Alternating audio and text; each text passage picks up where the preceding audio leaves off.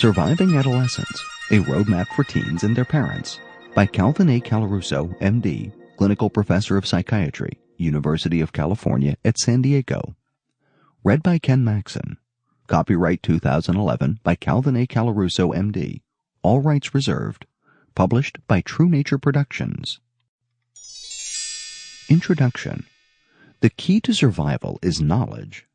Knowledge of what makes adolescents tick, what's happening physically and mentally, of the confusion, explosive sexuality, intense crushes, and disruption of relationships between parent and teen. The material in this book will make the journey from 12 to 20 and beyond more understandable and hopefully less painful.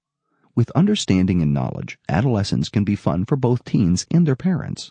So with this optimistic possibility as a starting point, let's begin. Adolescence begins with a well-defined maturational event, puberty, and ends in a more nebulous manner. Chronologically, the end of adolescence is usually defined by the attainment of age 20.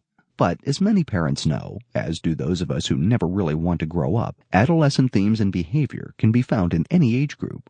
In a simplified manner, adolescence may be defined as those years in which the mind catches up to the body and learns to deal with the profound physical, sexual, and psychological changes which have taken place. Puberty. Puberty refers to the biological and psychological events which surround the first menstruation in the girl and the first ejaculation in the boy.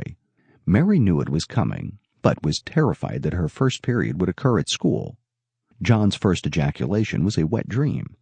After thinking that he had wet the bed, he felt a sense of excitement, but was horrified to think that his mother would see the spots on his pajamas and sheets. No picnic this transition to adulthood. Puberty signals the beginning of a process of physical change which renders the mind of the elementary school-aged child inadequate to manage the physically and sexually mature body. It is a particularly difficult time for those who develop very early or very late. 10-year-old Sarah had her first period at age 9 and had prominent breasts by the time she was 10. The boys teased her unmercifully, saying she needed bushel baskets for her breasts. Of course, they teased her because they were terrified of what she had become. 16-year-old Jeff desperately wanted to ask a girl he liked to the junior prom, but he had not yet gone through puberty and looked like he was 11. He finally got up his courage and asked her. It pains me to say that she laughed at him. Jeff was a very late bloomer, at the end of the bell-shaped curve of when puberty occurs, between the ages of 8 and 16 for almost everyone. He ended up being 6 feet tall, good-looking, and very successful with the ladies.